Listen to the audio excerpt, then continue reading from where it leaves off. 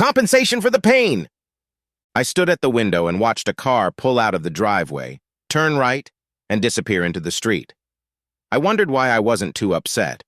10 years of my life had just gone. Shouldn't I feel something? Wasn't there supposed to be something other than a shrug and the thought, oh well, I guess I should go fix that dripping faucet? Turning around and heading for the kitchen, I replayed the events of the last half hour in my head. I came home from work and found my wife Peggy sitting at the kitchen table with a full glass of wine in front of her. As soon as I saw her sitting there, I knew something was wrong. First, she was home before me, even though she usually doesn't get home from work until a half hour to an hour after me. Second, we had an understanding that the first person to come home starts cooking dinner, and there was nothing on the stove. Finally, a glass of wine. Peg rarely drank. No sooner had I entered the room than she asked me to sit down and said she wanted to say something. I got a beer out of the refrigerator, sat down across from her, and she said, "Rob, I know this is no secret to you. For the last 6 months or so, things haven't been going well between us. I have no idea why, but we seem to be drifting apart. I don't know if it has to do with me or you, but something is wrong. I've tried to talk to you about it, but all I get from you is that we're just going through a rough time and that things will get better. I've decided that we need to break up. I'm not talking divorce, just a separation for a while. I think I need some time, Rob. I need to get away to look at my life from the outside and see if I can recognize where the gap between us is coming from. You can use the time apart to look at the same thing from your point of view. Come on, Peg, it's not that bad.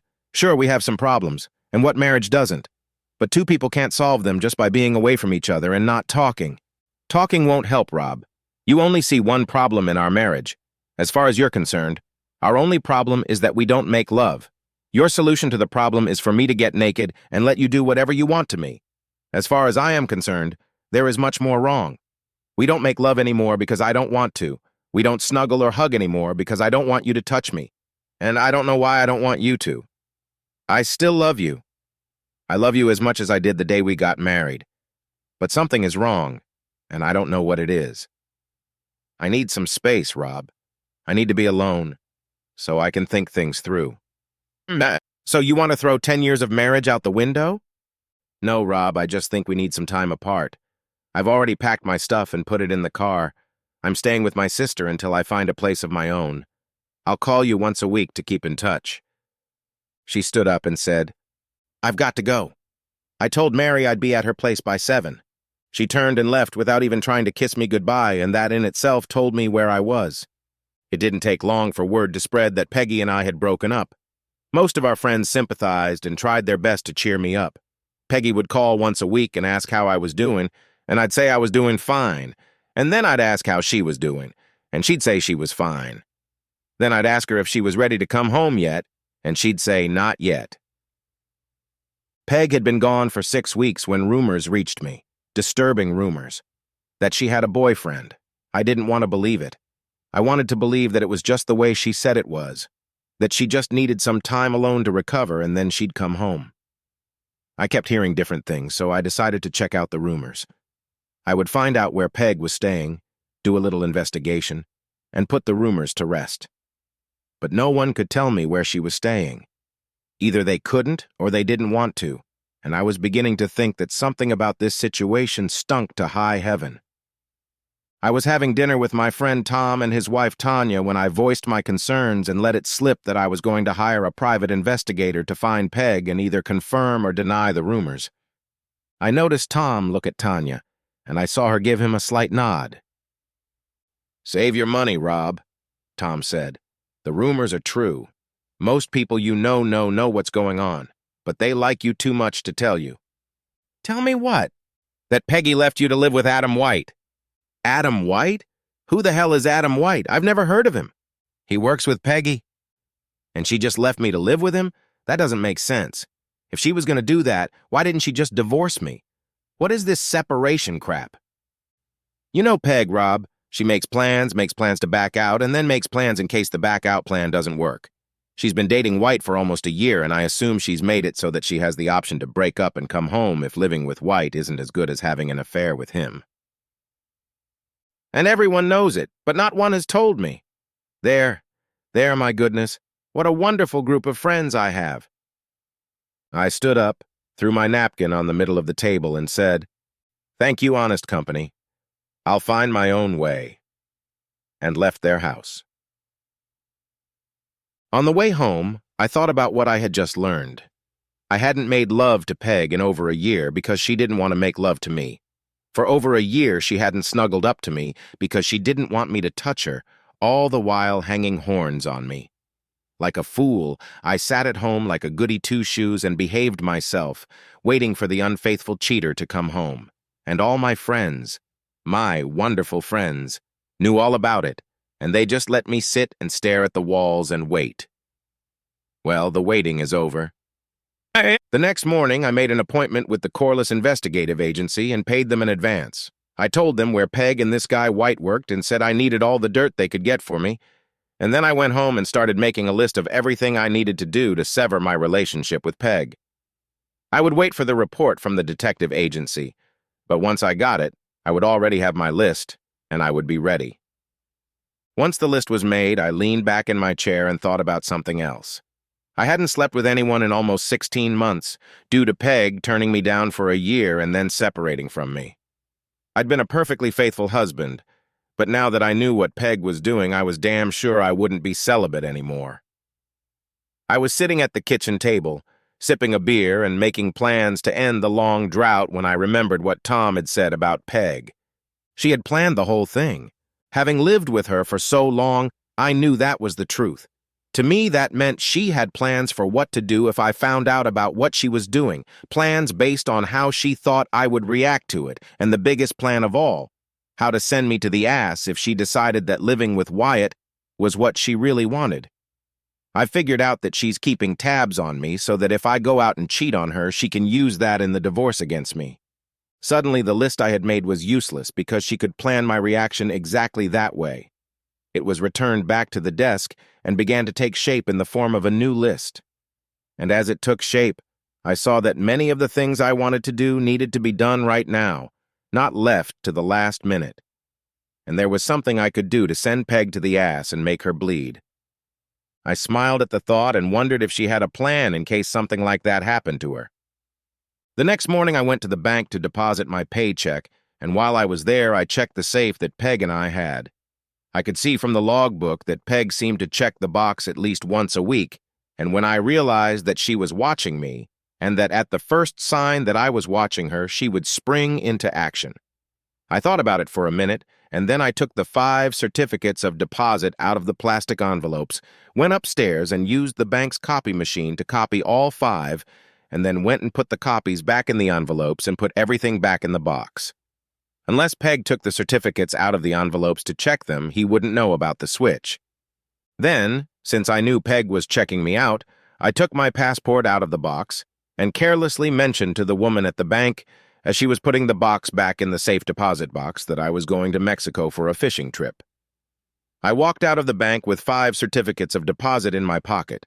I usually went to the bank an average of twice a week, and on each visit I would be able to cash in 1 certificate of deposit, pay an early withdrawal penalty, and then stash the cash when I got home.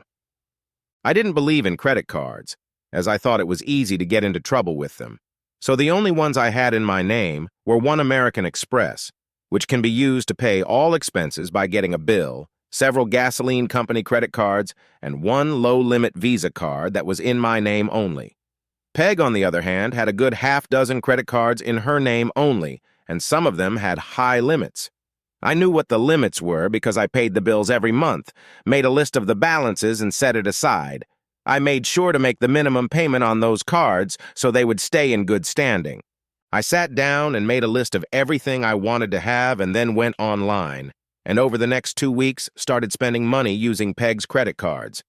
She would have credit card debt hanging over her when I left, and I intended to ensure that it would be substantial.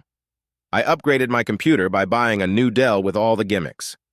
I bought a Remington 700 store rifle on eBay and a whole bunch of other things like a digital camera and a state-of-the-art cell phone that did everything but make dinner. The house belonged to Peg. It had been left to her by her parents, so I couldn't claim it. But we, when we put in the pool and hot tub, used it as collateral for an open line of credit. and the bill had both our signatures on it. We paid off everything we borrowed, but the line of credit was still open. If I timed it right, I could empty that line before she realized what I was doing. I wondered why. When she decided we needed a trial separation, she packed up and left me in her house instead of offering to leave me. Now, however, I realized, still living in the house, I obviously should have expected her to come back. I was obviously supposed to view this separation as something that wouldn't last long. Then I closed my 401k retirement account at work, paid the penalty, and stashed the cash. Then leaned back in my chair and waited for the private investigator's report. The one thing I couldn't figure out was how to make it so that I could provide myself with love. I couldn't let anyone watching me see me come out to look for me. I decided that I would have to get out of town for the weekend to go fishing. She knew I liked to fish and that I went there quite often, and she knew from the catches I brought home that I was actually fishing, so I doubted she would pay a private investigator to follow me. There's no need for her to be too suspicious, right? After all, wasn't I a fool? Hadn't she been messing with my head for over a year? It was Friday, and I was just about to leave work when I got a call from Tanya asking me to stop by their place on my way home. I tried to refuse, but she said it was important, so even though I didn't really want to go there, I said I would. When I got there, she let me in and led me into the living room where I found Tom sitting in a soft chair. He stood up and extended his hand to me. I shook it, and then he told me to sit down and make myself comfortable while he got me a beer. Tanya needs to talk to you, Rob, and you should know that I'm 100% behind what she's going to say. He left the room and headed for the kitchen, and I looked questioningly at Tanya, and she said, "Hang on a minute, Rob, you're going to need a beer."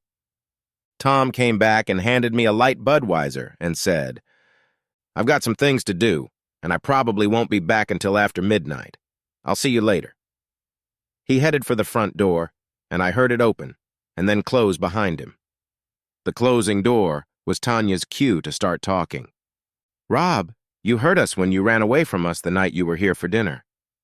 I started to say something, but she held up her hand, saying, "Let me finish. You had an excuse, but it still hurt. All I can say in our defense is that we really like you, and we didn't want to be the ones to hurt you. It's made a little more complicated by the fact that we are friends with Peg as well, and we're hoping she would come to her senses and come home to you where she belongs. We know you love her, or at least you did, but we didn't know if that was enough for you to forgive her, so we kept quiet. If you had stayed together and you didn't know, you could have lived your normal life without worrying about forgiveness and oblivion. That's all there is to it. That's our apology, but it's only part of why Tom and I wanted you to stop by. We know you, Rob, and we know what kind of guy you are. You wouldn't cheat on your wife like you wouldn't rob a bank. How long has it been since you last made love?" The question caught me off guard. For the first time, I noticed how Tanya was dressed. In a deep-cut blouse showing off her ample cleavage, a short skirt and high-heeled shoes showing off her lovely legs, and friend or no friend, I couldn't help but get aroused. Then I remembered Tom's "I'm 100% in favor" comment, and I had an idea where this was going. In a muffled voice, I told her it had been a year and a half. She leaned toward me, and I peeked down her blouse as she said hoarsely, "I'd be happy to change that, Rob. Tom is my friend, Tanya. I can't do this to him." I started to get up, but she grabbed my arm and pulled me down. "Tom's fine with it, Rob. That's why he left, to give us some time alone. This isn't love out of pity or mercy, Rob. Tom and I have been discussing this for months. You have what we need, so hopefully I can help you, and you can help us." "I don't know what you're talking about." "To be blunt, Rob, Tom is infertile and we want a baby. We want you to give it to me." I was stunned. I sat there staring at her in silence. When I finally regained the power of speech, I said, "You just said you knew I wouldn't cheat on Peg." "Yes," she said, putting her hand on the lump on my pants. "But that was before you knew what Peg was doing. Now that you know, you're free from your vows to her."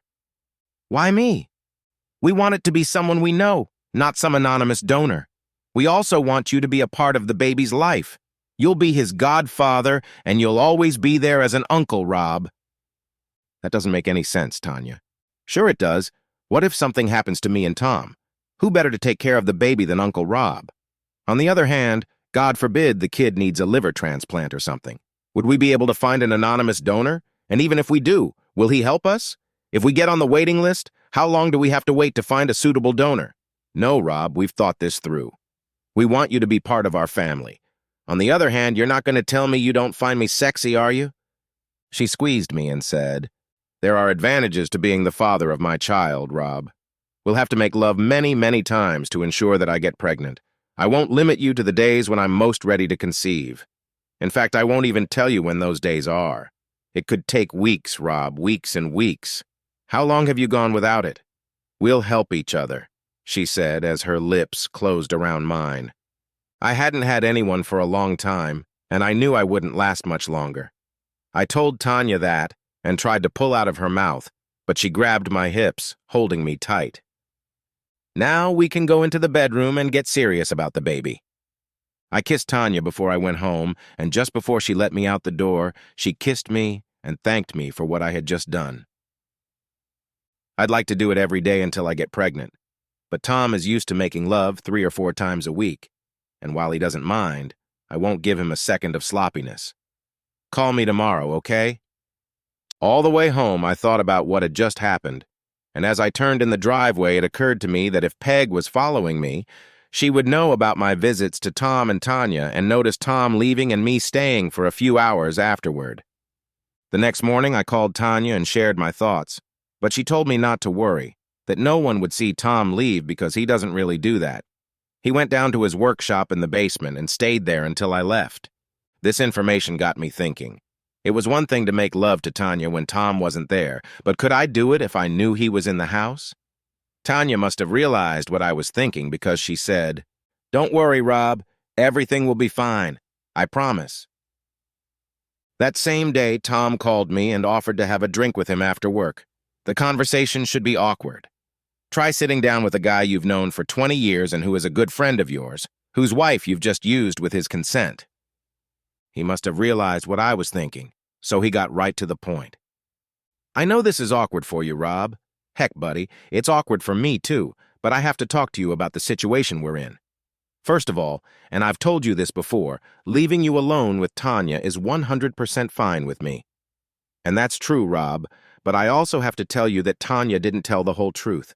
I know she told you about wanting a child and that I'm infertile, but I also know she didn't tell you the rest. Honestly, buddy, I can't get it up. I haven't been able to make love to Tanya in over a year. Oh my God. That's why she was so hot last night. She was playing catch-up. And the fact that she told me she didn't want to give Tom sloppy seconds was her way of covering for his inability. She didn't want me to know he was impotent because she didn't want me to think the worst of him as a man. I wouldn't have done that, but she didn't know that. What a difference between her and Peg. Tanya puts Tom first, even in difficult circumstances, while Peg thinks only of herself. "I don't know if you got it last night," Tom continued, "but Tanya is extremely sexy. My inability to act made her throw herself against the wall. She tried her best to keep it together, Rob, but sooner or later she would cheat on me. I know it seems cruel, but that's exactly what would have happened. I know she loves me and would do everything she could to hide her cheating from me, but I would have found out. How would I not find out? If she had slept with someone else, she wouldn't be throwing herself against the walls anymore, and I would notice. I love her, Rob. That woman is my life. If I didn't have her, I'd just die, and that's the problem. If she slips away and starts cheating behind my back, I can't live with her. I would know why she did it and I would understand her, but I couldn't live with that kind of dishonesty. The only solution, at least as far as I could see, was to do it openly. But Tanya wasn't the kind of woman who would agree to have a lover and go to the bedroom while I sat in the living room watching TV while she made love to me. She could probably do it with a stranger in a motel room when I wouldn't have known, but she couldn't just use a guy when I knew, and then another guy the next week and another guy the week after that. We needed someone reliable, someone we both liked and felt comfortable with. We sat down and made a list of possible candidates, but we couldn't agree on anyone. We kept coming back to you, but we were afraid that if we started with you and then went back to Peg's house, it would stop and we'd have to start all over again, and Peg would eventually come back to you. Everyone who knows Adam White knows he's a total asshole, and Peg will soon find that out too, and she'll come home to you. Sure, you have no idea what she's been doing. I can't understand why she thinks you're so stupid. I can only guess that she thinks you love her so much that it would never occur to you that she might be up to something. I had to chuckle. She's pretty much reading me correctly because that's exactly how it would be, and it was only because the separation kept dragging on and on that I finally realized something wasn't kosher. Well, now you know. And I know it, even if Peg doesn't, that now that you know everything, it's turned into a story. I know that now you won't take her back under any circumstances. It's given Tanya and me the freedom to approach you. Tanya and I want a baby, Rob, and Tanya needs a constant sex life. And until the doctors find and fix my problem, someone else has to provide that sex life for her.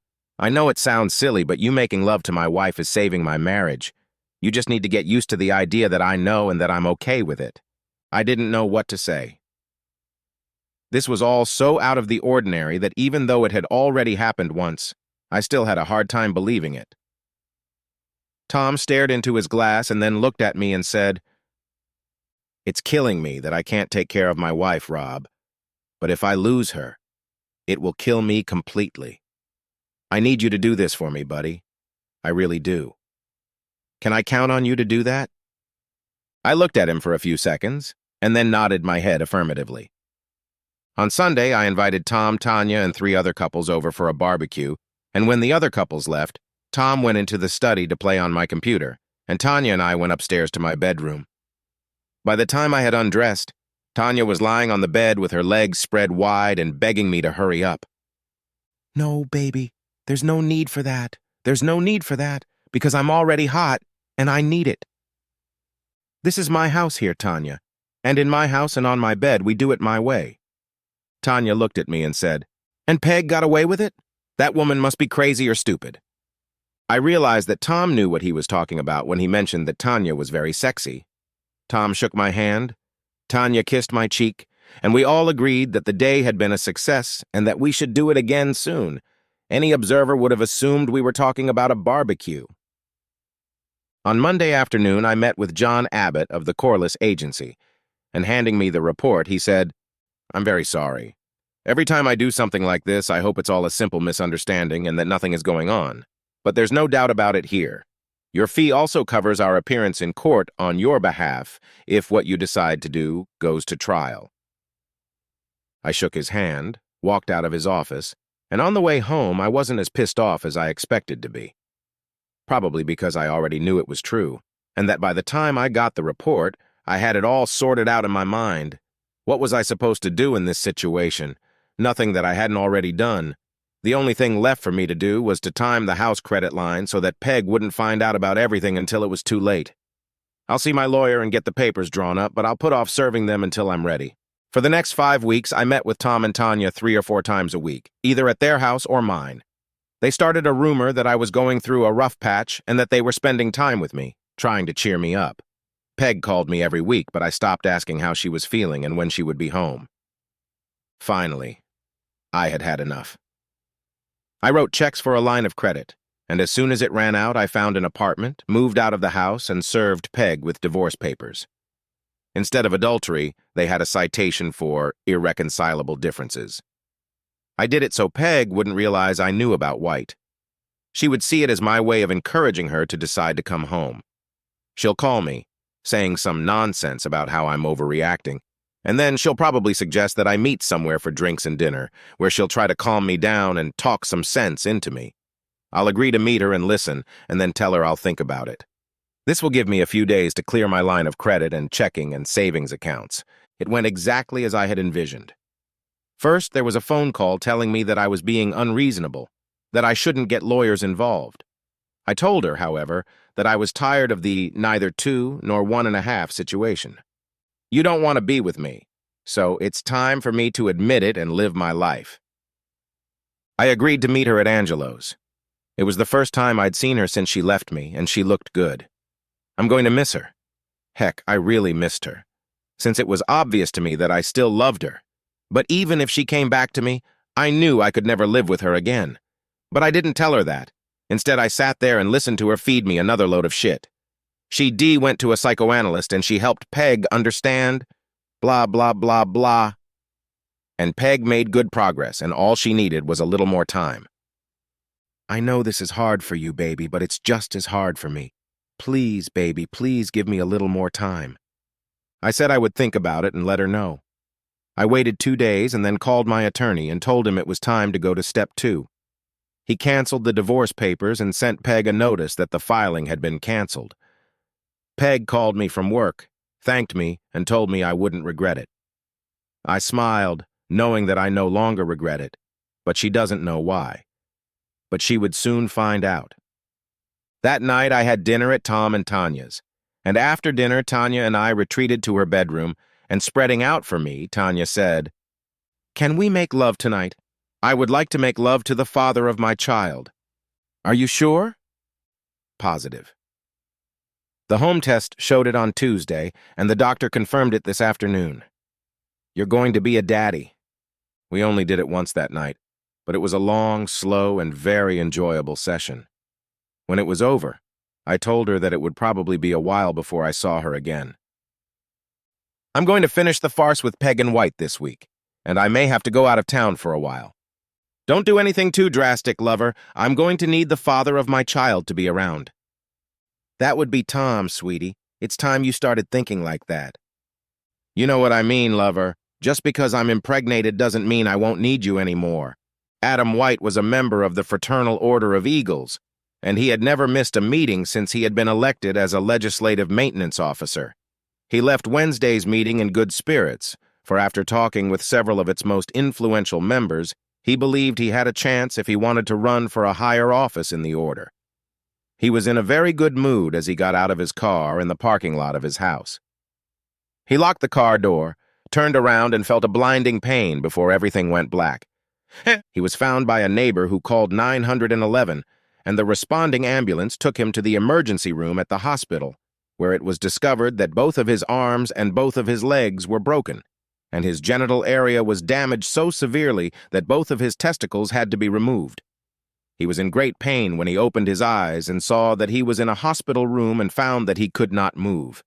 He had plaster casts on his arms and legs and was on traction. He saw Peggy standing next to his bed with a look of horror on her face before he passed out again. Of course I wasn't there, but I got a full description of what happened when a man entered the room, walked up to Peg, who was standing next to the bed looking at White. The man asked her if she was Margaret Olson, and when she said yes, he handed her some papers and told her she had been served. She looked confused as she opened the envelope and saw that she was being sued for divorce. Only this time the grounds were infidelity. She looked at the word infidelity, and then at the wreckage on the bed in front of her, and her face lost all its color and took on an expression of horror when she realized what it meant. She moaned, "Oh God," and then fell back in her chair and cried. I stayed here long enough for the police to ask me where I was that evening. It was established that I had been playing poker, starting an hour before the Eagles meeting and ending an hour after White was hospitalized. My alibi was paid for by Peg, although she didn't know it. The guys were on my side and would have done everything for free. But the purpose of the exercise was to screw Peg, so I used her credit to show my appreciation. The Home Shopping Network accepted her Visa card number to pay for the digital cameras I gave Bill and Steve. eBay charged her MasterCard for the laptop I gave Mike and the 19-inch flat-screen monitor I gave Phil. She even paid for the aluminum baseball bat. I had 6 weeks of vacation and 3 weeks off, so I took a 2-month leave of absence during that time. And when the police became convinced that they couldn't prove one way or the other that I had anything to do with White's accident, I made arrangements to leave town and go fishing in Mexico. Before I left, I told my lawyer not to insist on a divorce, but to just file it. And when Peg starts fighting it, to stop everything. We would stay married, but I would have nothing to do with her. I called Tom and Tanya once a week to see how things were going, and they told me that Peg was back in the house. And as far as I could tell, Peg and White's true love must have failed because she never visited him after the day she was served next to his hospital bed. Credit card bills must have started hitting her mailbox, and she must have learned that the savings and checking accounts were empty.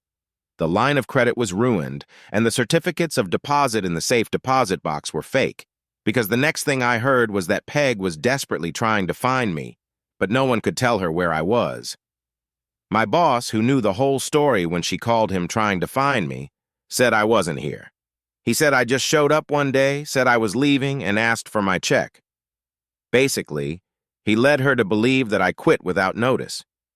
He didn't tell her that, but he made her believe it. Calling my attorney to set up a meeting with me gave her the information that I had dropped the divorce suit, paid him, and that he was no longer representing me. She had no choice in the matter. 4 months after I left to go fishing, she declared bankruptcy. She ended up losing her house and had to give up her Lexus and start driving a used Geo.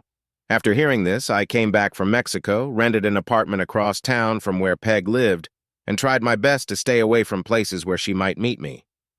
Tanya was 5 months pregnant and looked sexier than any woman had a right to look, and we continued where we left off. This time, however, we didn't have to worry about whether anyone was watching me, and 2 or 3 times a week she slept over at my place, or I slept over at hers. I had been home for 2 months when Peg found out about it, and one day as I was leaving work, I found her waiting for me in the parking lot. She got out of her car and headed toward me, but I ignored her, got into my car, and drove out of the parking lot. In my rearview mirror, I saw her rushing to her car and slowed down so she could keep me in sight. I was willing to talk to her, but not in the parking lot at work. I kept my speed up so that she would have no problem following me, and after about 10 minutes, I pulled into the parking lot at Bud's Bar and Grill. By the time she parked, I was inside and sitting at the bar ordering a light Budweiser when she walked in, looked around, saw me, and headed towards me. She was already mumbling something as she approached. "Don't think you can get away from me, you bastard!" I knew Peg, so I realized what she would do, turned around on the stool and caught her wrist as she swung to hit me in the head. I squeezed it as hard as I could, and she gasped in pain when I said, "I have every reason to want to hurt you, Peg, so you better not push me too hard. Keep your hands to yourself if you don't want to feel real pain." I let go of her wrist and said, "I didn't run away from you. Driving carefully and slowly so you could follow me here. I wasn't going to air your dirty laundry in the parking lot where I work. It doesn't matter here because everyone here already knows you're a cheater. I want to talk to you. And I don't want to talk to you. I've heard enough of your lies. I want my money back." "What money, Peg?" "You owe me the money you borrowed against the house, and half of everything else we had belongs to me, and I want it back." "Well, you're not going to get it, Peg. My position on this is that it's compensation for what you did to me.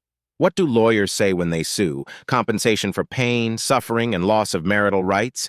I think what I got barely covers the pain and suffering I went through for going without love for 1.5 years while you gave it to someone else, and for the humiliation I suffered when everyone I knew looked at me as a stupid cuckold." "Damn you, Rob. You made me lose my parents' house." "Come to think of it, Peg, it couldn't have meant that much to you since, as I recall, you went to live with another man." "I'm serious, Rob. I need that money." "Here's the news in a nutshell, Peggy. You're never going to get a dime from me.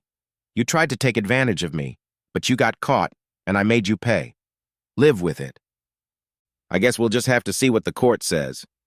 "It doesn't matter what it says, Peg. Here's how it's going to be. You're going to have to hire a lawyer and sue me for divorce so that I can appear in court and so that the court can issue an order dividing the assets. Once you sue, I'll file a countersuit. A good lawyer can drag the case out for 6 to 8 months, and during that time you will be paying your attorney. Can you afford to pay him while he does nothing? I have all the evidence I need to fight you in court, and if I win, you get your ass kicked. The worst-case scenario for me is that I will be ordered to divide the assets. I'll say, 'Okay, Judge,' and leave court. You and your lawyer will wait and wait and wait for the money, but the money never comes. You will call me, but I won't return your calls, so your attorney, who you will still pay, will come back to court and get a court order directing me to pay by such and such a time. You and your attorney wait and wait and wait, and when the deadline comes, you still won't get a dime from me. Your attorney, still billing you for your time, goes back to court and gets a judgment against me. I have no savings or checking accounts to foreclose on. My car is on a lease, so nothing there for you. I live in a furnished apartment, so there's nothing there for you either. All you can do with your judgment is foreclose on my paycheck, and the first time I get a foreclosed paycheck, I'm out of a job. So what do we have here, Peg? Years of paying attorneys' fees out of your pocket, all for maybe $200 from one paycheck." All you have to do is go back to the judge and get him to threaten me with jail for contempt of court if I don't do his bidding. All that will get you, Peg, is a postcard from me from some little fishing village in Mexico, where I'll settle down and live until my money runs out. And thanks to you, I have plenty. Face it, Peggy. You cheated on me behind my back, got caught, and I got even. Consider yourself lucky. Think about what happened to your boyfriend and consider yourself very lucky. He lost his balls, and now he'll never be able to sleep with another man's wife. You, on the other hand, can still get laid by whoever you want. I knew it. I knew you had something to do with what happened to Adam. What you think you know and what you can prove are two very different things, Peg. By the way, how's your love affair going? From what I hear, you haven't seen the poor guy since his first day in the hospital. What's the point of that? You took away the only thing of value he had. Oh, that's cruel, Peg, even for you. It's true. He was very well endowed and was a marvelous lover, but eventually I'd get tired of him and come home. Oh, dear, Peg, if I'd only known. All this trouble could have been avoided if I'd known you'd come home to me one day. Oh, gosh. I guess I've made a mess of things by my actions, haven't I? I'll have to take that regret to my grave. Oh, what a joyous life it could be if we only communicated better. You can be such an asshole. Yes, Peg, and you can be a worthless, cheating asshole. I finished my beer, stood up and said, I wish you a dog's life, Peg, and walked out of the bar. 3 days later, I was served with divorce papers stating irreconcilable differences. I didn't contest it, and she was awarded half of the marital assets, and I was ordered to pay her back the money I had borrowed against the line of credit. I wished her luck in getting anything at all and threw the final decree in the trash. She must have believed me when I told her how it was going to go, because I never heard from her again. One interesting story came out of this mess. Everyone was in agreement that White was an asshole, but even assholes can have one friend or two, and one of White's friends was Peggy's boss. He was unhappy with the way she treated White after his unhappiness and fired her. Well, that's not why she was fired. The downturn in the economy called for downsizing, and Peggy was downsized, but everyone knew she was fired.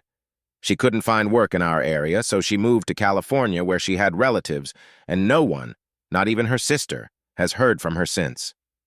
There is one more chapter to this story. It is a sad ending, but at the same time a glorious beginning. Tanya had a beautiful baby girl, and Tom loved her and spoiled her terribly. Uncle Rob was a regular visitor and spent many, many hours crawling on the floor with little Martha. Tom didn't tell Tanya and me the whole story. He knew why he had erectile dysfunction, but kept it from Tanya. He had cancer, it wasn't detected in time, and the cancer spread. After his funeral, Tanya handed me an envelope addressed to me. The letter was addressed to me, and on the front of the envelope were the words, "For Rob only." I looked at her and she shrugged, saying, I have no idea. It's addressed to you, so I didn't see what was inside. I opened it and read it. Hey, buddy, if you're reading this, I'm out. There was a reason I chose you. Yes, it was me, not Tanya, to be the father of our child. I knew I wouldn't be around for them, and I wanted someone I could trust to watch over them. I knew I could count on you, so we chose you. Don't let me down, buddy. Take care of our girls. Tom. I held out the letter to Tanya. She read it and cried. I hugged her to comfort her, and when she cried, she asked me what I was going to do. I'm going to do exactly what he was sure I would do. I'm going to take care of my girls. 6 months later, Tanya and I were married. The end.